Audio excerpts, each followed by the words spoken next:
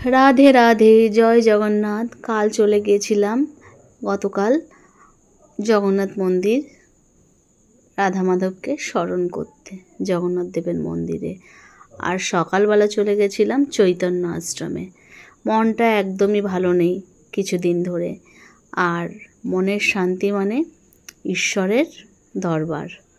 ঈশ্বরের দরবারে কাল ছিল উত্থান একাদশী, পবিত্র দিনে আমারও হাতে জ্বলে ওঠা, আমার পরিবারের হাতে জ্বলে ওঠা একটা সুন্দর দীপদানের মুহূর্ত তোমাদের সাথে ভাগ করে নেব। আর দীপদান মানে একটা আলো নয়, আমি মনে করি এটা আমার আত্মার প্রার্থনা।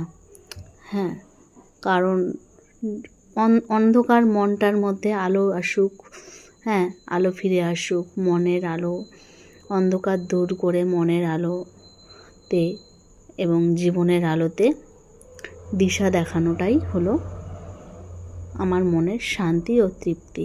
অবশ্যই সেটা প্রভুর আশীর্বাদে।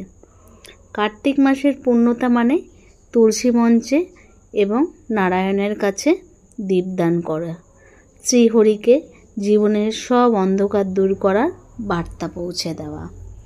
তো আমি যখন জগন্নাথ মন্দিরে গিয়েছিলাম, দীপদান করেছিলাম, সেই মুহূর্তে আমার ভিডিও করা হয়নি। পরে গিয়ে জগন্নাথ দেবের ভিডিও করেছি ছোট্ট ছোট্ট করে। আর জগন্নাথ দেবকে যখন দীপদান করে আসার পর এখানে ভোলে বাবা ছিল, গণেশ ঠাকুর ছিল, বাসুদেব ছিল, সকলকে দীপদান করলাম। সেই ছোট্ট ছোট্ট ভিডিওগুলো তোমাদের সামনে তুলে ধরলাম। তোমাদের কেমন লাগে অবশ্যই জানাবে। আর এই ভিডিওটা কিন্তু সুন্দর একটা দৃশ্য, কেউ মিস করবে না আশা রাখি। একাদশীর দীপদান পর্বটা আমার। আর তোমরা কারা কারা দীপদান করেছো অবশ্যই জানাবে। কারণ কার্তিক মাসের দীপদান, দামোদর মাসের দীপদান আমরা অনেকেই করি। তুলসী মঞ্চে দীপদান করে শ্রীহরির কাছে প্রার্থনা। দীপদান সম্পন্ন মানে মনের শান্তি আর তৃপ্তি। এইটুকু ভক্তিই যেন জীবনের সবচেয়ে বড় অর্জন। কিন্তু জানি না ভক্তি কতটা দেখাতে পারি, প্রভু আমাকে কতটা আমার ভক্তিকে গ্রহণ করবে, সেটা তো ঈশ্বরই জানে।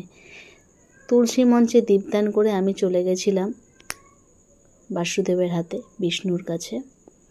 বিষ্ণুর কাছে পায়ে 4 বার, নাভিতে 2 বার, মুখমণ্ডলে 3 বার এবং সর্বাঙ্গে 7 বার ওম দামোদরায় নমঃ বলে দীপটাকে দান করছিলাম, সর্বাঙ্গে ঘুরিয়ে দিয়েছিলাম। আর প্রভুকে মনে প্রাণে স্মরণ করছিলাম। তো সারাদিনের এই যে একটা পর্ব কার্তিক মাস উত্থান একাদশীতে, এটা আমার মায়াপুরে করবার কথা ছিল। জগন্নাথ মন্দিরেও আসি, সঙ্গে মায়াপুরও যাই, কিন্তু এবার বিশেষ কিছু ব্যক্তিগত সমস্যা থাকায় আমাদের যাওয়াটা হয়নি। গেছে সবাই, আবার আমরা যেতে পারিনি। আর বিষ্ণুর কাছে নিজের মনের কথা প্রকাশ করলাম, ঠাকুরের কাছে প্রার্থনা করলাম। তারপরে আবার কিছু ফটোশ্যুট হলো, ফটোশ্যুট করলাম।